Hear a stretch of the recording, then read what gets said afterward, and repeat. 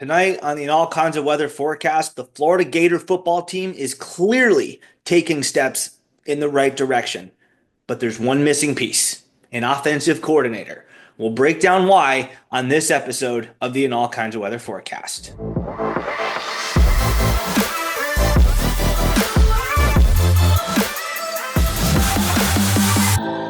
And welcome back to the All Kinds of Weather forecast. I am your host, Neil Schulman, riding solo today. You can follow me on Twitter and Instagram at All Kinds Weather. Before we go any further, please be sure to like, subscribe, comment, tell your friends, give us a 5-star rating and a nice review on Apple Podcasts. All that good stuff helps us bring you more great Gators content. Also have to take a second to shout out our sponsor. The All Kinds of Weather forecast is proudly sponsored by 401k Generation, the wealth management company that helps you invest today for your future tomorrow. Their team of advisors is committed to providing guidance and education for your 401k plan and its participants, and they also offer a range of enrollment solutions tailored to meet the unique needs of your company's 401k plan. Whether it's savings for your child's college, investment advice, or even your retirement, 401k Generation's team of advisors makes getting to know you their top priority. Their advisors will tailor a path to assist you in navigating life's financial milestones and reaching your financial goals. 401k Generation, building stronger futures, one generation at a time. For more info, please contact them at 866-998-5879 or visit their website at 401kgeneration.com. Also have to shout out our merch partner, Heads and Tails, your one-stop shop for everything Florida Gators related. You can use code IAKLW30 to get 30% off of your order in-store or online. They are Tampa-based, but they do ship anywhere in the country, and that code is good through the final day of 2024. It expires on New Year's Day of 25. So last chance, go ahead and get your order in now at theheadsandtails.com and get yourself some gear for the new year. So today, I should probably say that this episode is also unofficially sponsored by Sprite because we have a lot to get to.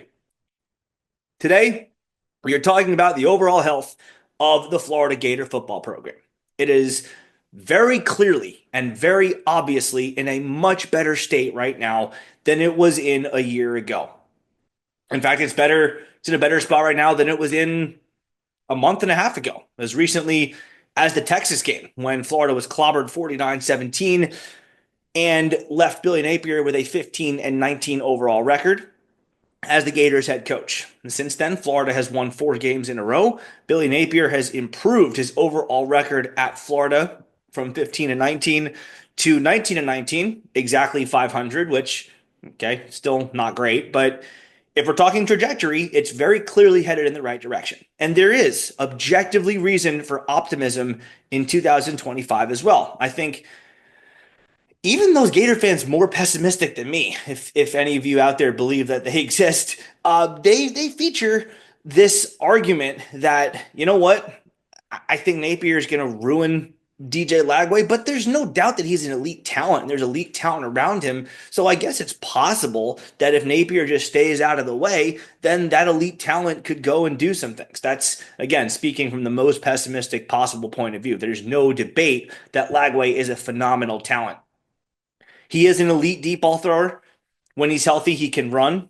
And some of his timing routes, the way that he can just throw guys open and fit passes into tiny windows where only his guys can get it. Those are NFL level traits. Like, those are professional grade throws.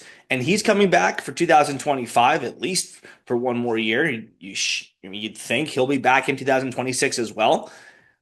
And boy, oh boy, does he have talent to work with. 5-star receiver, Dallas Wilson. Overall, just all around elite wide receiver. Vernell Brown, slightly different type of receiver, but similarly high in the potential category to Dallas Wilson. Trey Wilson, the other Wilson. We already know what he can do when he's healthy. Question is if he's healthy. But Aiden Mizell, a guy who can really take the top off the defense. You can hit him on the 9 routes, and you can really use him to stretch the field vertically. Tank Hawkins, another speed burner that you've got. Nashawn Montgomery could be a dark horse playmaker right away, even as a freshman in 2025. And then you have J. Michael Sturdivant, the UCLA transfer, who is really a contested catch highlight machine from his time at UCLA. And then you have a wealth of other guys coming in, like Moise Tankara, TJ Abrams coming back. You have a pair of tight ends in Hayden Hanson and Tony Livingston coming back. You have guys coming back in the backfield who can catch passes, and Jaden Baugh and Jacoby Jackson, and so on and so forth. This team has playmakers. There's no debating that, with two of the top three returning rushers in Jackson, who had 509 yards a year ago, and Jaden Baugh, who had 673 and actually led the team in 2024, on top of four returning offensive linemen, one of which was the first team All-American, Jake Slaughter. He earned himself a brick. Plus, on top of that, a defense that grew and improved throughout 2024 has its entire linebacker core returning in Aaron Childs, Miles Graham, and Shamar James. Also, its top four sack leaders in Tyreek Sapp, George Gums, Caleb Banks, and Jaden Robinson all returning. And in the secondary, you've got a lot of promise as well. Jordan Castell definitely had a rough 2024, but he played great in the bowl game against Tulane. There's reason for optimism there that he could take a big step forward in his junior season. Other second-year guys this year, like Sharif Denton and Dijon Johnson, they do different things, but at their respective slots could be genuinely expected to take big steps forward in their second years or their third years in the program in 2025. Florida will also get Devin Moore and Aaron Gates back in 2025 after their seasons were both respectively cut short due to injuries. And perhaps you can look at guys like Jameer Grimsley and Cormani McClain to also take big steps forward in their second season in the program. Basically, all of these pieces come together to form the formula of what could be a really good season in 2025. All the pieces are there for a really good season in 2025, and almost all the pieces are in place for Florida to launch a championship run, except for one. There is one missing piece, and you've undoubtedly guessed it because that's the title of this video: an offensive coordinator. So today, let's talk about it. Let's talk about why Billy Napier needs an offensive coordinator and the benefits that an offensive coordinator can provide to him. And let's start with the offense itself. For lack of a better word, it's just boring. It is just a boring, plain, bland, vanilla, unimaginative offense by design. Now, with that said, before I talk about every single thing that I don't like about Napier's offense, I want to touch on a few things that I do like, because I do believe in being just as loud for praise as you are with criticism. I believe if you do not do that, it fails the intellectual honesty test, and I believe that that's important in order to continue to advance public discourse. So, with that said, though I do not like the offense as a whole, a couple of things I do like. Some of his misdirections. Some of his misdirection plays are great. Follow the H-back, follow the ball, sending Trey Wilson in motion. Wait, what is this? Is this a jet sweep? And then the second you look up, there is a run up the middle. Okay, I like that. You get the defense confused. You get them maybe thinking about some other things. They have to look at Trey Wilson, have to send a man to follow him in motion. They're thinking maybe it's going to be an outside run. And then you just pound it up the middle between the A-gap, or between the tackles and the A-gap. That's great. There is a time and a place for that absolutely can work, and it has worked. It does work at times when Napier calls it. Or let's look at the 4th and 2 against Tulane in the bowl game. Another misdirection play. The motion's coming to the left. Defense is running with the motion man to the left side. Everyone's already bunched up on the left side of the screen, and now there's one more guy that you've just added to the left side, and the next thing you know, there's a little play fake and a quick dump off to Tony Livingston coming right. 25 yards. DJ Lagway threw the ball maybe 5 feet in the air. 25-yard gain. Easy. That's great.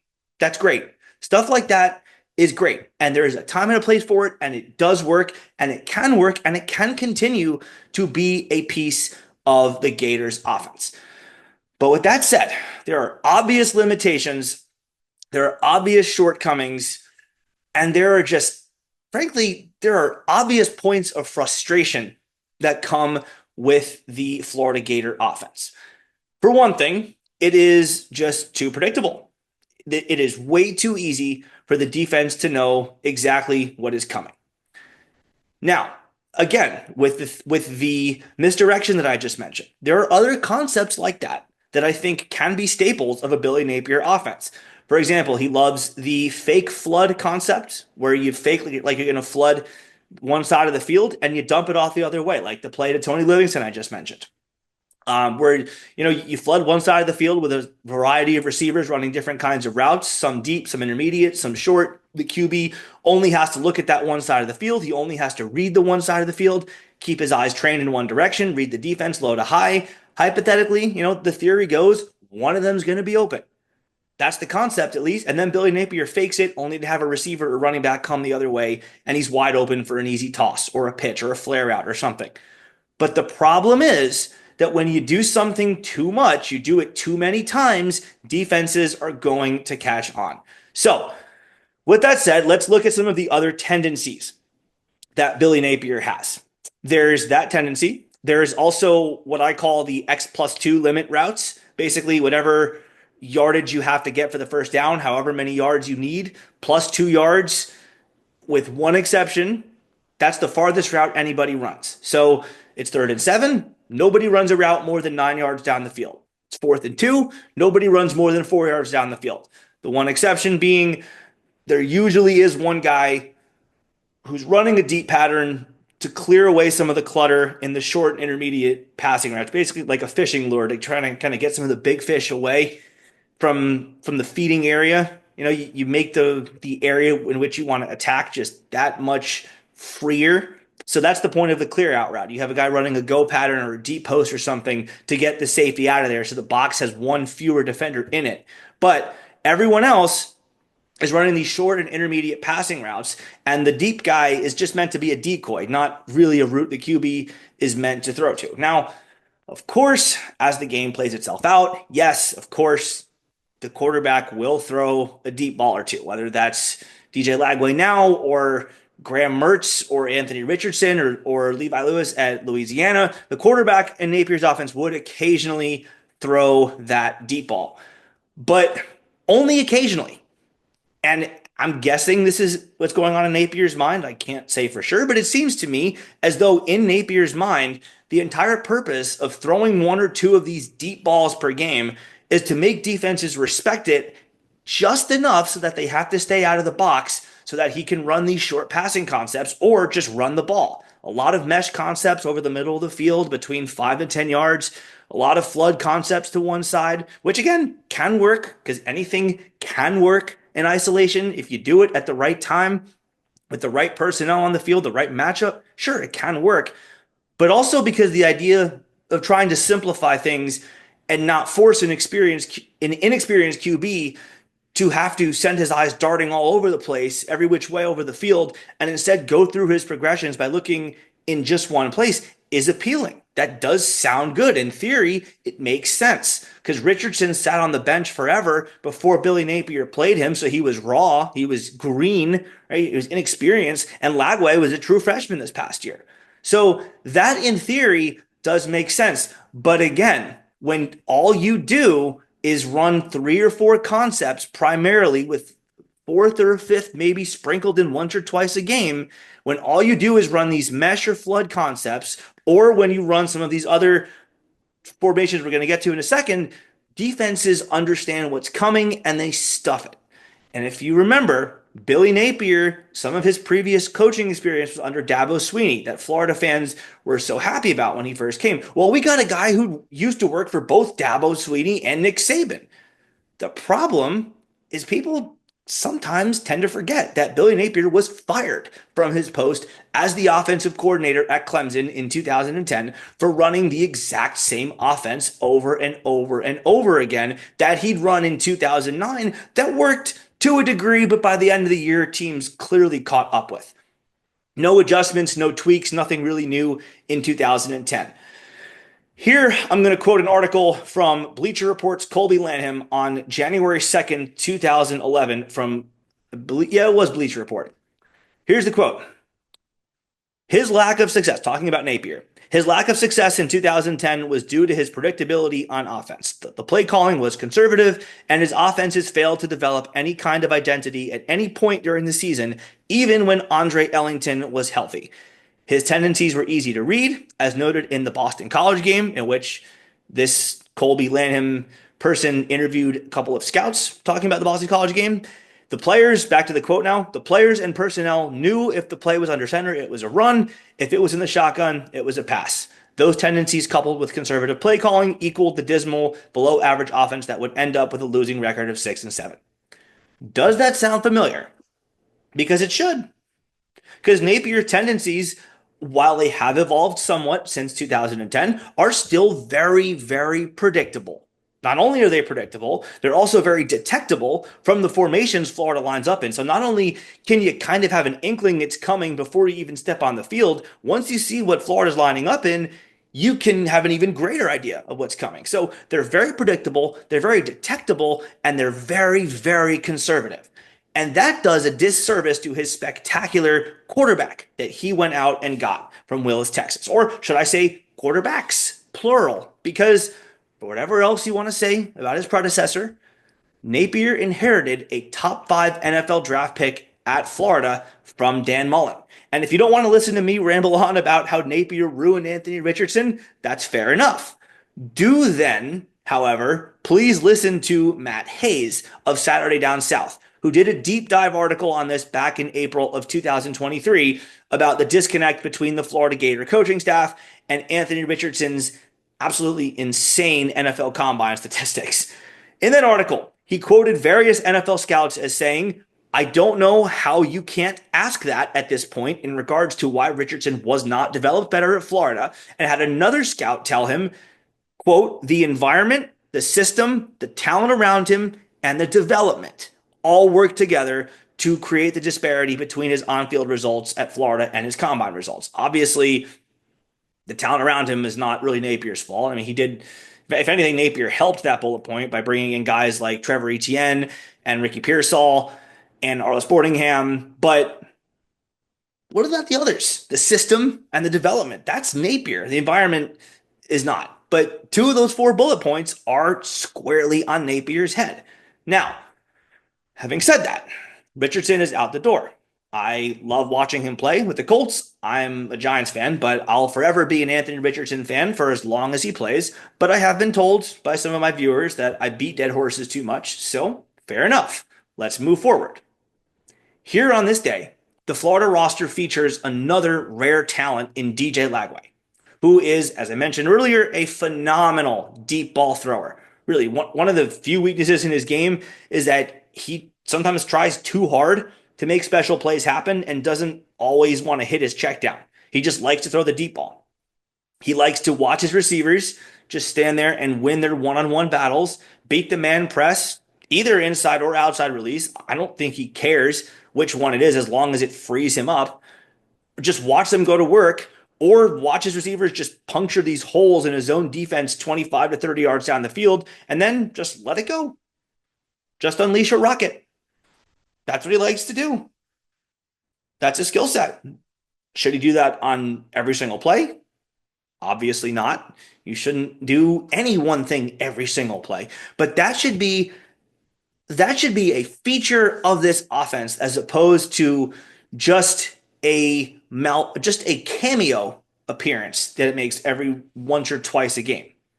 It should not be something that he does as a malfunction of the offense, because the first 3 passing routes are jammed. There's no window for him to throw the ball to, so he has to go deep because it's a busted play. So someone just plays schoolyard ball and just clears out and bails and goes on a 9 route when he's not even supposed to, but just because scramble drill rules apply, so he has no choice.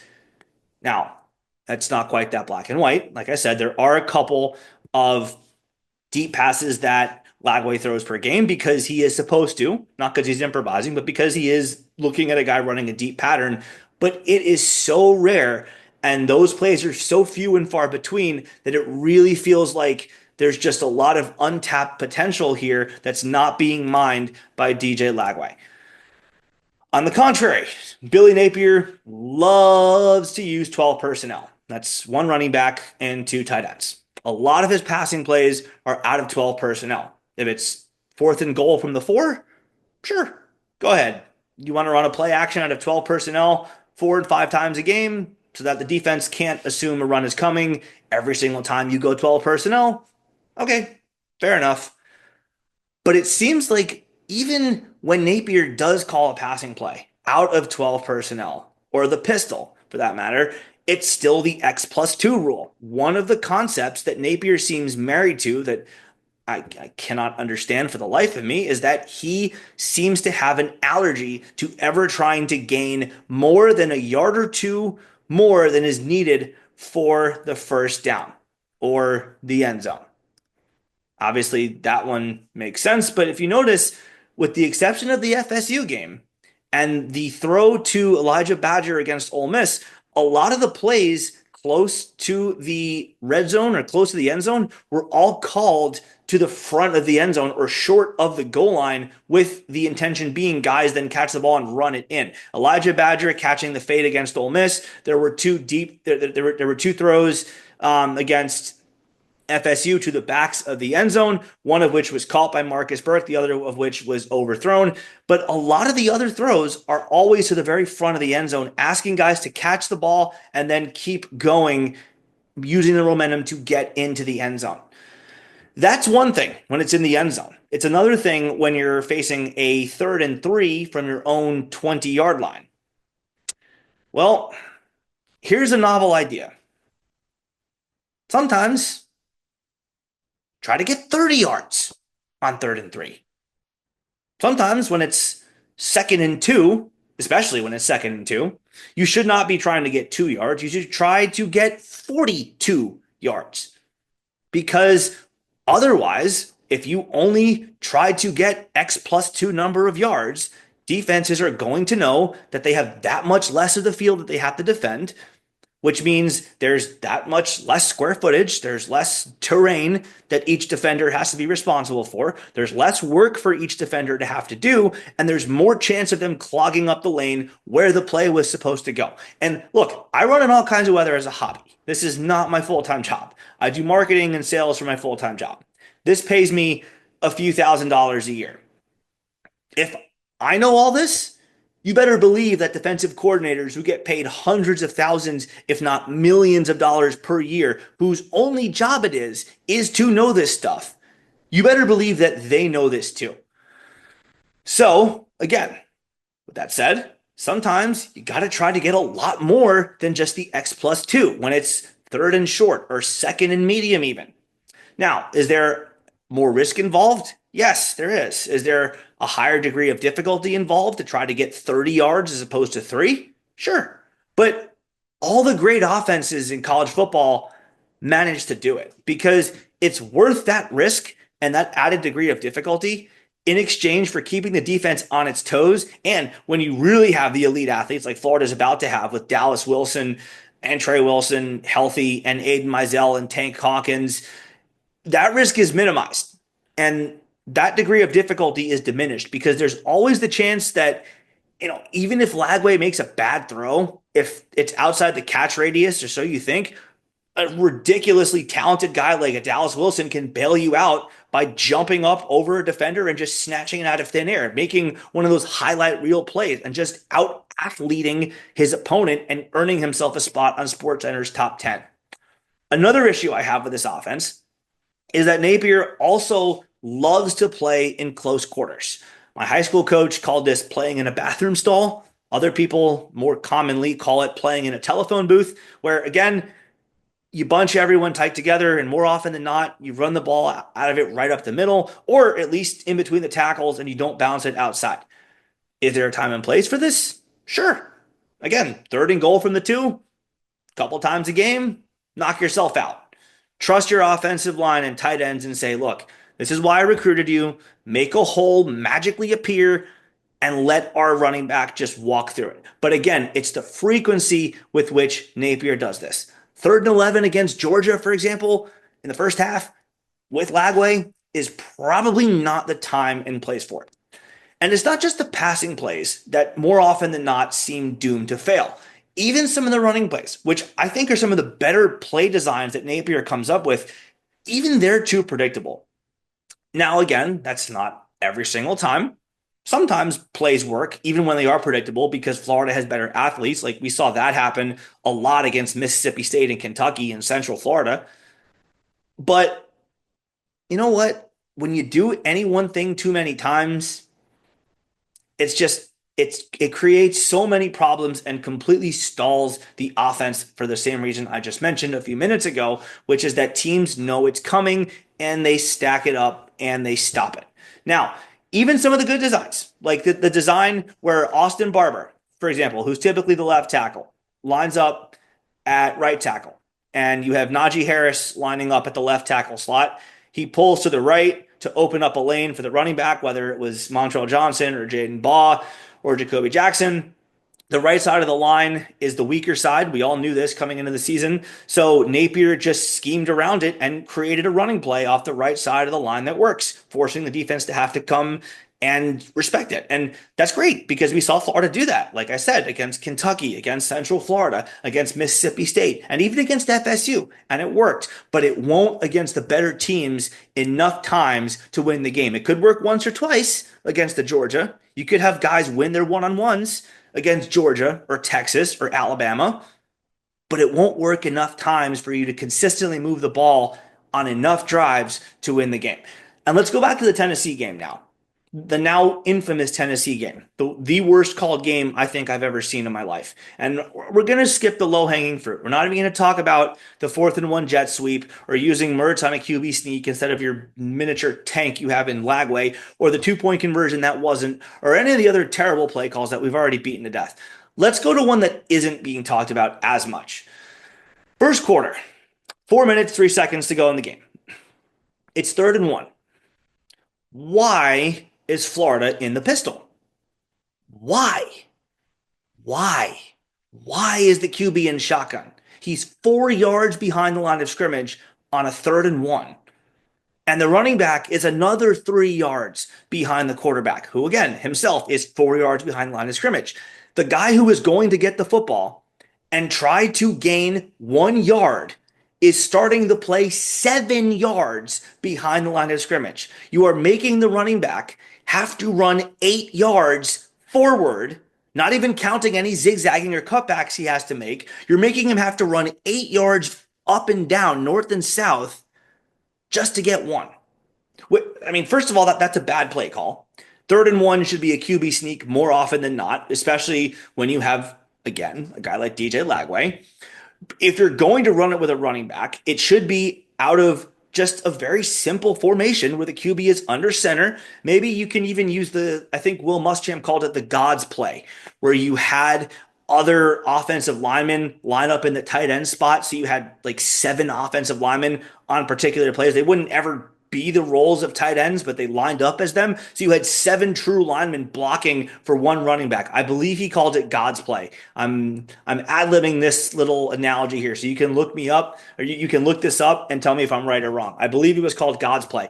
But it should involve something that's very, very simplistic, where the quarterback is under center, takes a snap, hands it off to the running back, who's a couple yards behind him. He takes one look, picks a hole, goes through it. Doesn't have to get 50 yards on that. If it's 3rd-and-1 and you're running the ball, you're not running it with the intention of gaining 60 yards and a touchdown. You're running that play with the intention of getting the first down.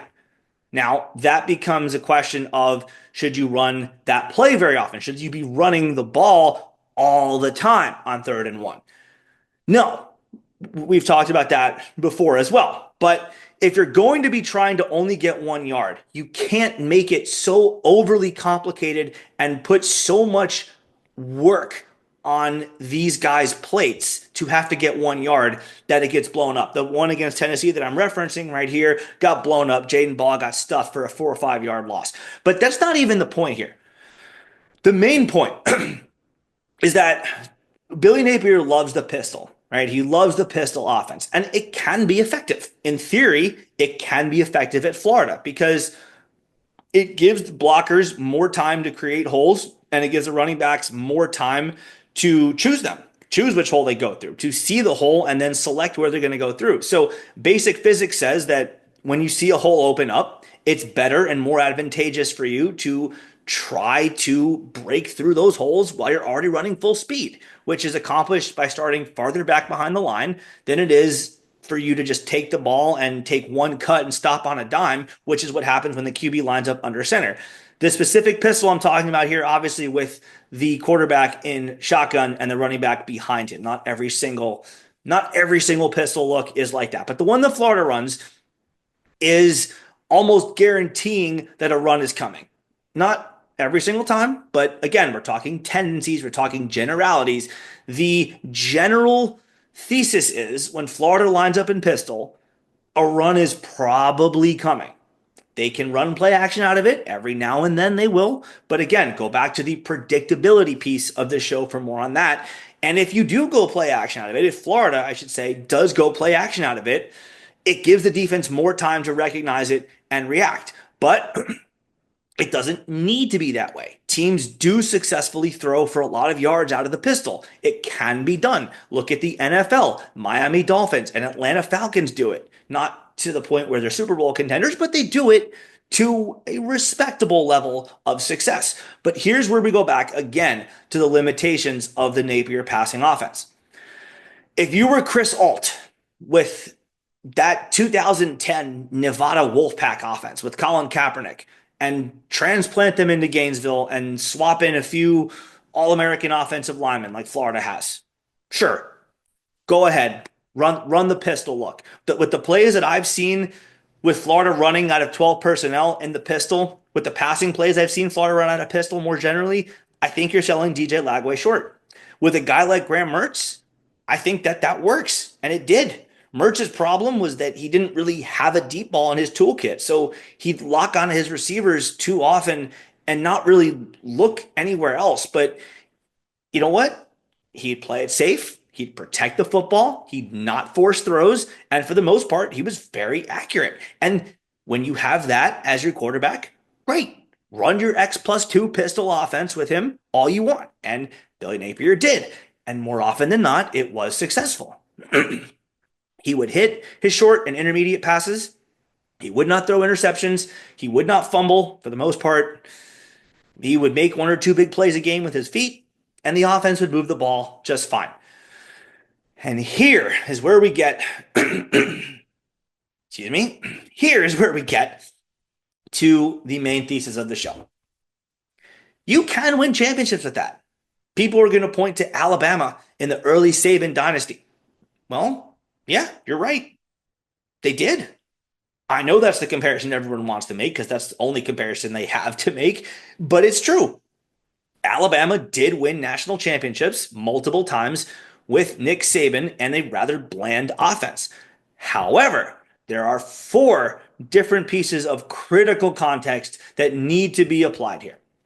Number 1, Alabama recruited far better than Florida has under Billy Napier. Nick Saban had a top 5 recruiting class every single year, aside from his transition class, including 4 number 1 recruiting classes in a row from 2011 to 2014. And by comparison, only because of that last second poach of Dallas Wilson did Billy Napier finally get his first ever top 10 recruiting class. That's pretty important. That's number 1.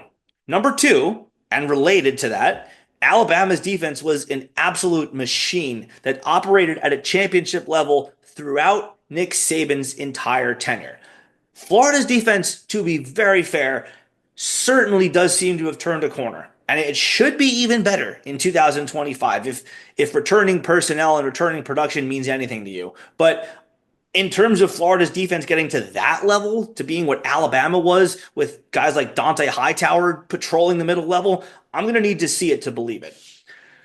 That's number 2. Number 3, Nick Saban did eventually adapt to the times after falling short of the national title in both 2013 and 2014. He realized he simply needed to reboot his offense. And you guessed it, he hired a string of high-level offensive coordinators, including Lane Kiffin, who's now the head coach at Ole Miss, Brian Daboll, who is now the embattled, but nonetheless still the head coach of the New York Giants, and Steve Sarkisian, who is now a national championship contender at the University of Texas. Each of them helped lead Alabama to one additional national title. That's piece of context number three. And number four, probably the same realization that Nick Saban ultimately came to. You can win a national championship with a boring offense if you do everything else at an elite level, but why should you have to? This is not a game of Madden or EA Sports CFB 25 where you're trying to impress your friends or even just get better for yourself. This is your profession where the only objective is to win. Doesn't matter the level of difficulty you give yourself. Why does it matter if you play on hard mode or easy mode? It matters if you win a title or not. It matters how many games you win.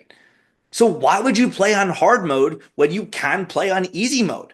Why would you not set yourself up for the easiest route to the national title possible? Because again, it doesn't matter how you do it. You don't get bonus points for taking the most difficult road possible to the national title. You either get there and you're immortalized because you won the title, or you don't. It's already plenty hard enough to win national titles in college football. So why would you unnecessarily make it more difficult on yourself? Why would you be so stubborn and so in love with your own abilities that you insist on embarking on a task this way, your way, the way you want to do it, when there's another way that's so much easier, so infinitely easier? Because here's the situation in Florida. Napier, as we know, has clearly survived the 2024 season. He did so by the skin of his teeth, but he survived. With how the season started, I tend to think that if you took any one of the games that he won, aside from the bowl game, he was already safe by the time the Gasparilla Bowl started. But if you took any of the 7 wins he got in the regular season and flipped it into a loss, I don't think he makes it, especially if it's one of the early wins, like against Mississippi State or Central Florida. And even now, we're not going to play the if game too much more, but even now, he only just got off the hot seat. But Florida also plays at LSU and at Miami to start 2025 after they open with 2 cupcakes. If you lose both those games, which is not totally inconceivable, Billy Napier is right back on the hot seat. And hell, even if you split those 2 games, he's still in trouble. You look at what comes next. You've got Texas, and then you've got at Texas A&M. And then a game Florida should win, Mississippi State in the swamp, and then Georgia. So this could snowball very, very quickly. And this is where I will again point out that as a head coach, you should be trying to do everything in your power to give your team the best chance to win possible. Make this hellacious gauntlet just a little bit easier at any potential turn you can.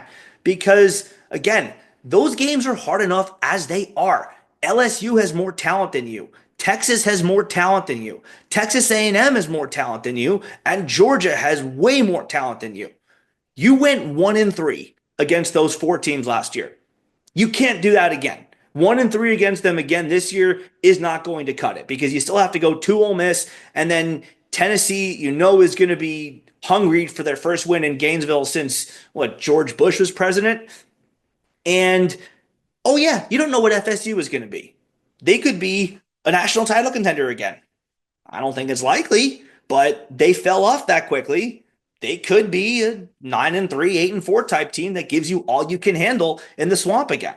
So again, you can't go into any game with anything less than all the odds working in your favor that you can possibly place in your favor. You cannot willingly and knowingly go into any game knowing that you don't have all the pieces that you could possibly have amassed working in your favor. I understand that DJ Lagway got hurt against Georgia. And if Florida wins that game, I don't know. And he's not hurt. Maybe Florida goes to Texas and wins that too. It's possible. I'll also point out this was the worst Georgia team since Kirby's first year there. Not even just with Carson Beck being a downgrade from Stetson Bennett, mind you. This defense was unusually bad. 36th in the country in terms of yards per game allowed. That won't always be the case because Kirby Smart, as a successful disciple of Nick Saban, chases perfection. When he sees something wrong, he doesn't just go, everything else is good. And I like doing this one thing that's a weakness. So we'll just take the harder road to the title. No, he goes and he fixes it. And that, to this point, is the biggest distinction between Kirby Smart and Billy Napier. Also, elite versus just plain good recruiting, where when you meet, elite shows you that good isn't good enough. But Kirby, like Saban, is not satisfied with just good results. If you remember, Georgia went 8-5 in his first season. To them in Athens, that was a disaster. Kirby was livid over those results. He took massive amounts of action, changing staff even that offseason. And since then, with his defensive line coach, and since then, Georgia has won 2 national titles. They've played for a third. They lost one game in 2023 that cost them the chance at still another one. And they have finished ranked in the top 10 in the country every single year since. And to take a quote from Kirby himself from August 6th of 2021, the reason he's successful is because you either adapt or you get passed by. Now, in this context, Kirby was talking about the new advent of name, image, and likeness, which had just been passed the previous month. But the same principle applies to Billy Napier with the play calling. And to that point, I get why Billy Napier wants to keep calling plays and be his own offensive coordinator. Not only did Florida just win 4 games in a row with him doing it, it's what he's always done. And we all want to do things our way. And even more simply, we all want what we want. It is human nature. It is programmed into us all. It is why we say, my teddy bear, mine, when we are 5, because it is one of our very first emotions that we're capable of feeling. But this is not even about selfishness, because I don't think that Billy is really insistent on calling his own plays because he wants to negatively impact everyone else within this program. I think he's doing it because he's stubborn, which is way, way worse. And there is a touch of selfishness in there, but the overlying issue is the stubbornness, because he overinflates his own abilities as a play caller in his mind and cannot bring himself to believe he is not the best in the world at it. And listen, I'm guilty of that. I've been repeatedly guilty of that in my lifetime. I've been guilty of that on this very show. I was the one handling graphics for a long time for an all kinds of weather before realizing, look, Dustin Smith is better at this than I am. Let me make him the producer. I like having the control of doing all the graphics and making all the edits, but you know what? He's better than me at it. Not to mention the fact that it frees up some time and takes that off my plate so I can do other things to produce content for an all kinds of weather. I can do more research. I can prep for shows like this. I can write articles on the website. It's just that much better for the overall brand. So I gave Dustin that role and took it away from myself. But to that point, I have never been the one getting paid north of $7 million a year to do this job. That's the problem here. So, Billy, look, you got to where you are today clearly because you do some things right on your own. This is not at all to say that Billy Napier failed upward, that this is a Peter principle concept. No, it's not that at all. It is very clear to me that you did a lot of different things right to keep this team afloat and then to lift them up. Not just to tread water, but to shoot out of the water and, to steal a phrase from our friends in Tallahassee, to climb. Except we actually did it and didn't fall from 13-0 to 2-10. But for that, you deserve a lot of credit. You do. You somehow managed to elevate this team from being a complete embarrassment against Miami and Texas A&M in the swamp to just plain bad, slogging through, struggling, but beating a really bad Mississippi State team to below average, to above average, and finally to good. This is a good football team right now. They're making enough plays to win games. Good teams find ways to win games. Bad teams find ways to lose games. But with that said, good is probably your ceiling. it is very likely after watching 3 years of your product at the University of Florida that good is the best you can ever be by yourself, holding all these responsibilities, wearing all these hats. Because look, you're coaching the Florida Gators. The Gators are always going to be able to out recruit Mississippi State and Kentucky and Central Florida and even Ole Miss for that matter. Against those types of teams, you can generally get by doing things your way, recruiting at an elite level. I mean, you beat Kentucky for the first time in 3 years because first they fell back, but second, you called your simplistic game plan well. You ran a lot of concepts that they weren't prepared for. They came out aggressive and not thinking that you were even going to try to throw the ball more than 10 yards down the field. And Florida didn't complete a ton of passes in that game, but they completed seven, and six of them went for more than 40 yards. So you did things your way and you got away with it against Kentucky because they don't have the athletes that you do. And you called your limited game plan very well. But there's a ceiling there. Even when you have guys like DJ Lagway, Dallas Wilson, Trey Wilson, a Jaden Baugh in the backfield, and a Jake Slaughter blocking, you can have a good football team. You might even make the new college football playoff with 12 teams. You can have a season like Tennessee just had, 10-2, pull off a stray upset, maybe over Texas, maybe over LSU again, maybe over Georgia even. And look, Florida did that. Florida did that. They beat Ole Miss. They beat LSU. They pulled off back-to-back upsets. They just couldn't pull off enough of them to where it got to the point where they were not upsets anymore, to where Florida beating the likes of LSU and Ole Miss was expected and not considered an upset. Without an offensive coordinator, I could see Florida's season in 2025 looking a lot like the last four games did. You beat the bad teams handily. Against the good teams, the offense moves the ball some, ultimately sputters in the red zone, as it did a couple of times against LSU and Tulane for that matter. And you might pick off an upset here or two. You might beat LSU in Death Valley. I don't know that Miami's going to be an upset. We have no idea what they're going to look like next year. But let's say, for argument's sake, because they beat us last year, let's say they clone Cam Ward and they find the next Cam Ward in the portal this year. And they become a juggernaut again next year. Maybe you pick them off. Maybe you beat Texas in the swamp. Maybe you steal another one in Aggie land. Maybe you beat Georgia and Jacksonville. I think Florida will be an underdog at Ole Miss in this very, very early stage. Maybe you pull off that upset. You might win a few of those games. You won't win them all. That's the point. You have the talent. You don't have the talent and the coaching because you need both.